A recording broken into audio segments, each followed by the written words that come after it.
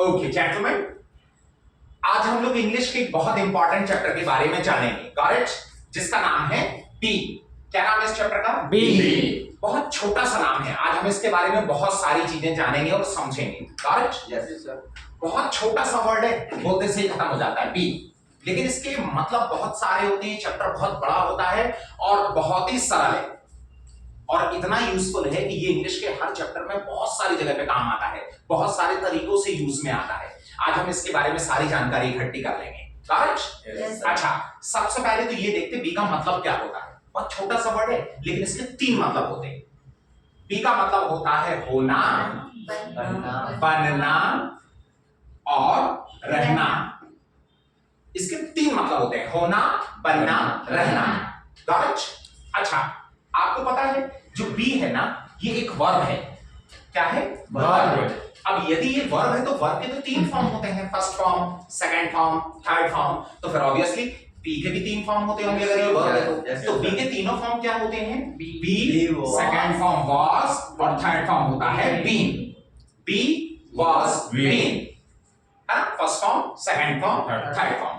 अच्छा, इसे हम लोग एक चीज और बोलते हैं, इसको ये भी कहा जाता है G E T, get, G O T got, G O T got, get, got, got. इसका मतलब भी वही होता है, होना, बनना, रहना।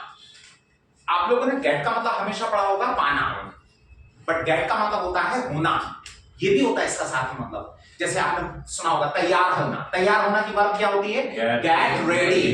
गेट मतलब होना और रेडी मतलब तैयार, तो गेट रेडी। गेट रेडी मतलब तैयार होना।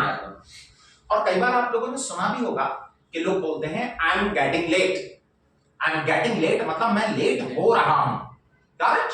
तो गेट का मतलब कई बार इंग्लिश में हमें होना भी पढ़ने को मिलेगा, अंडरस्टैंड? अच्छा, इसको एक चीज और बोलते हैं, इसको ये भी कहा जाता है BECOME, बिकम, BECAME, बिकेम और become. Become, became, become. Become बोलो या गेट बोलो या बी बोलो, तीनों का मतलब वही होता है, होना, बनना, रहना, करेक्ट। अच्छा, वन थिंग भाई, बी का मतलब होता है होना, बनना, रहना। तो इस चैप्टर में हम लोग क्या पढ़ेंगे? यही पढ़ेंगे, किसी भी व्यक्ति का या किसी का होना बताया जाएगा या फिर बनना या फिर रहना। तो इसमें सबसे ज्यादा क्या बताया जाता है? होने ही होना बताया जाता है। इस चैप्टर में बहुत छोटे छोटे से एग्जाम्पल्स बनते हैं। होना कैसे बताया जाएगा? ये चैप्टर बहुत ही ज्यादा सरल है, बहुत इजी है, इसे कोई बहुत आसानी से सीख सकता है। अच्छा, होना कैसे बताया जाएगा? मैं डॉक्टर हूं, मैं बिजी हूं, ये कुर्सी है, ये टेबल है, ये कुत्ता है, ये बिल्ली है, ये लाल है, ये नीला है, ये पीला है, ऐसे होना बताया जाता है। बनना कैसे बताया जाएगा? मैं डॉक्टर बनूंगा, मैं वकील बनूंगा, मैं इंजीनियर बनूंगा। या फिर रहना, तो रहना कैसे बताया जाता है? मैं व्यस्त रहता हूं, मैं इंदौर में रहता हूं, इस तरीके से रहना बताया जाएगा, करेक्ट। ये हम लोग जब पढ़ेंगे आगे तो पता चल जाएगा। अच्छा, एक बात है, इस चैप्टर में हमें पढ़ना है किसी का होना, बनना या रहना। मतलब ये कि इस चैप्टर में हमें काम कुछ भी नहीं करना है, ना आना है, ना जाना है, ना खेलना है, ना बोलना है, काम कुछ भी नहीं करना है। सिर्फ क्या बताया जाएगा? होना। सबसे ज्यादा होने ही होना बताया जाता है। मैं डॉक्टर हूं, वकील हूं, इंजीनियर हूं, वो अच्छा है, वो खराब है। अब यदि काम नहीं करना है, ना आना है, ना जाना है, तो क्या वर्ब की जरूरत पड़ेगी? No sir. इस चैप्टर में वर्ब का यूज करते ही नहीं है। क्यों नहीं करते? क्योंकि इसमें जरूरत ही नहीं है। हमें जब आना नहीं है तो हम कम क्यों बोलेंगे? जब हमें कहीं जाना नहीं है तो हम लोग गो क्यों बोलेंगे, राइट ना? तो इसमें वर्ब का प्रयोग नहीं करते हैं। We don't use verbs in this chapter। इसमें वर्ब का यूज नहीं होता है, करेक्ट? अच्छा, अब एक बात और, इस चैप्टर को हम लोग बहुत अच्छे से पढ़ेंगे क्योंकि ये बहुत इंपॉर्टेंट है, लास्ट चैप्टर तक इंग्लिश के काम आएगा ये। इसलिए इसको हम लोग पढ़ेंगे 3 पार्ट में, इन 3 पार्ट्स, करेक्ट? इसको 3 हिस्सों में कैसे पढ़ोगे? सबसे पहले इसको पढ़ा जाता है किसमें? प्रेजेंट में। प्रेजेंट का मतलब होता है वर्तमान। फिर हम लोग इस चैप्टर को पढ़ते हैं पास्ट में। पास्ट का मतलब होता है भूत, जो बीत गया। फिर हम लोग इस चैप्टर को पढ़ेंगे फ्यूचर। फ्यूचर मतलब होता है भविष्य। हमारे जीवन में 3 ही तो चीजें हैं, या तो वर्तमान है, या फिर भूत है, या फिर भविष्य है, करेक्ट? अच्छा, इसलिए इसको हम लोग तीनों में पढ़ लेंगे, प्रेजेंट, पास्ट, फ्यूचर। तो सबसे पहले क्या पढ़ा जाएगा? Be present. सबसे पहले क्या पढ़ेंगे? फिर हम लोग उसके बाद पढ़ेंगे बी पास्ट, फिर हम लोग पढ़ेंगे B future. Understand? Yes sir. तीनों में हमारे साथ बहुत अच्छे से क्लियर हो जाएगा। अच्छा एक बात और, इसमें पढ़ना क्या है, इसके नाम से ही पता चल रहा है। देखो बी का मतलब होता है होना बनना रहना, और प्रेजेंट मतलब होता है वर्तमान। मतलब वर्तमान में किसी का होना बनना रहना। मैं डॉक्टर हूं, मैं वकील हूं, मैं इंजीनियर हूं, वो अच्छा है, वो खराब है, ऐसे होना। Got it? फिर वही होना बनना रहना हम पढ़ेंगे पास्ट में। मैं डॉक्टर था, मैं वकील था, मैं इंजीनियर था। फिर वही होना बनना रहना हम पढ़ेंगे फ्यूचर में कि मैं डॉक्टर बनूंगा, मैं वकील बनूंगा, मैं इंजीनियर बनूंगा। क्लियर हो गया? मैं बिजी हूं, मैं बिजी था, और मैं बिजी रहूंगा। Got it? Yes, sir. ऐसी रहेगी इसकी पिक्चर। क्लियर? Yes, sir. तो सबसे पहले आज हम लोग समझेंगे बी प्रेजेंट को। किसको पढ़ने वाले हैं? Be present. Got it everyone? Yes, sir. अच्छा, अब यदि बी को हम लोग प्रेजेंट में पढ़ते हैं तो सबसे पहले बी प्रेजेंट में देखो, बी का मतलब होना बनना रहना, और प्रेजेंट का मतलब होता है वर्तमान। मतलब वर्तमान में किसी का वर्तमान में किसी का होना बनना रहना। अच्छा, वर्तमान में किसी का होना बनना रहना कैसे पढ़ोगे? मैं डॉक्टर हूं, मैं वकील हूं, मैं बिजी हूं, ये कुर्सी है, ये टेबल है। Got it? ये वाले सेंटेंस आप इंग्लिश में कैसे बनाओगे? उसके लिए हमें एक फार्मूला सीखना पड़ेगा। देखो, सबसे पहले हम लोगों को लिखना पड़ता है सब्जेक्ट। क्या लिखना पड़ता है? सब्जेक्ट। Got it? देन इसमें हम लोग यूज करते हैं इज, एम, आर। किसका यूज होता है? अच्छा, इनका नाम तो आप लोगों ने सुना ही होगा, इस एम आर। लास्ट में आता है फिर ऑब्जेक्ट या फिर नाउन। Got it? जो आखिरी में बचे वो यहाँ पे लिख देना, ऑब्जेक्ट या फिर नाउन। नाउन मतलब कि नाम, चाहे किसी व्यक्ति का नाम हो, चाहे जगह का नाम हो। नाउन मतलब नाम। Got it? Yes, sir. अच्छा एक बात और, हम लोग इस कब लगाते हैं, एम कब लगाते हैं, आर कब लगाते हैं? अगर आप यहीं पे समझ लोगे तो आगे कभी फिर बताने की जरूरत ही नहीं पड़ेगी। Got it? अंडरस्टूड? अच्छा, एम किसके साथ यूज होता है? I के साथ। इस किसके साथ आता है? He, she, it. Got it? I के साथ हमेशा एम लगाना। ही, शी, इट के साथ में जो सिंगुलर सब्जेक्ट्स होते हैं इनके साथ में किसका यूज होगा? इज। और are with plural subjects, you, we, they, इनके साथ में आर का यूज होता है। Got it? Yes, sir. I am, अगर आई है तो आपको आई के साथ में बोलना है एम, लेकिन आई एम कभी भी अलग अलग नहीं बोला जाता, हमेशा एक साथ बोलोगे तो ज्यादा बेहतर रहेगा। आई एम, क्या बोलना है? मैं बिजी हूं तो क्या बोलोगे? I am busy. I am busy, तो आई एम को एक साथ बोलो, आई एम बिजी। अच्छा, मैं डॉक्टर हूं, I am doctor. I am doctor. अच्छा, तुम डॉक्टर हो, You doctor.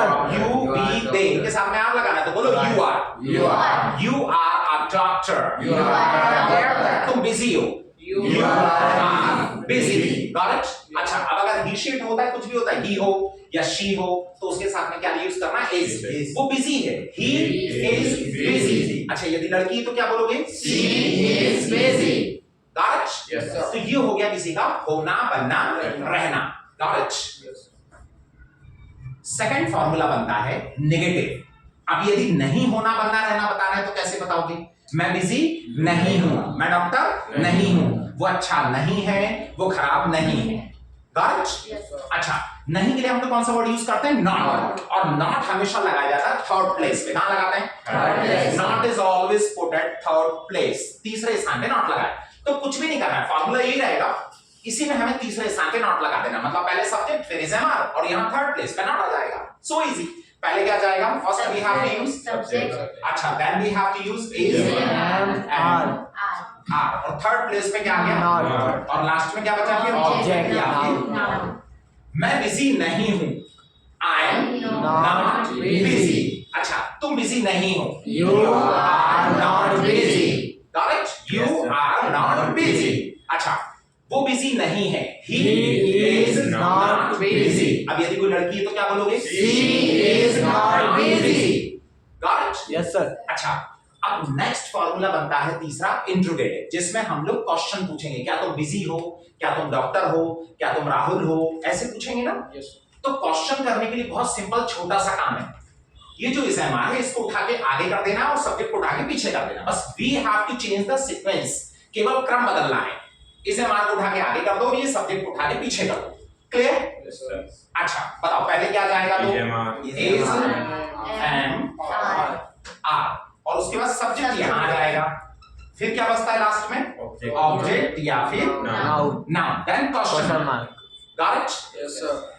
अच्छा, इसे हमारे पहले बोलना पड़ेगा। यहां पर क्वेश्चन करने में सबसे ज्यादा सब्जेक्ट यूज होता है यू, और यू के साथ में हम लोग आर लेते हैं, तो यहां आर पहले बोलना पड़ेगा। क्या तुम बिजी हो? Are you busy? क्या तुम डॉक्टर हो? Are you doctor? Are you doctor? क्या तुम राहुल हो? Are you Rahul? Are you Rahul? Got it? Yes. अच्छा, एम होगा, वो यहां पर अगर आई होता है तो यहां से एम ले लेना, अगर यहां ही शीट है तो यहां से इज ले लेना। Got it? Yes, sir.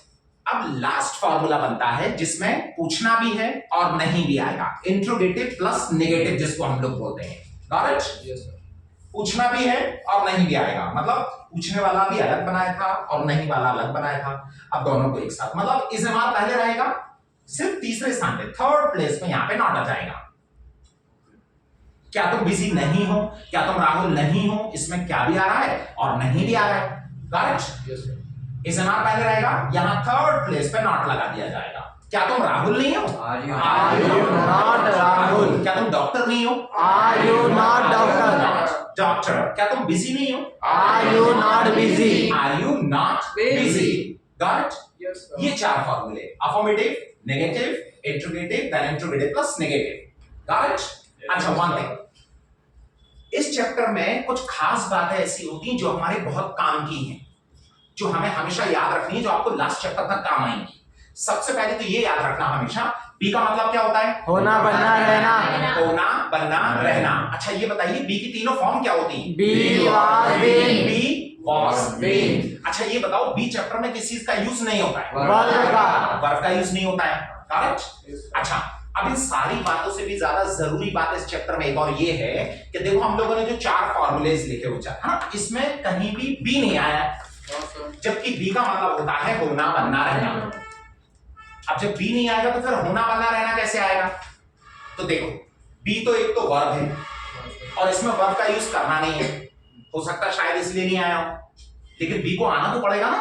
B नहीं आएगा तो होना बनना रहना कैसे आएगा?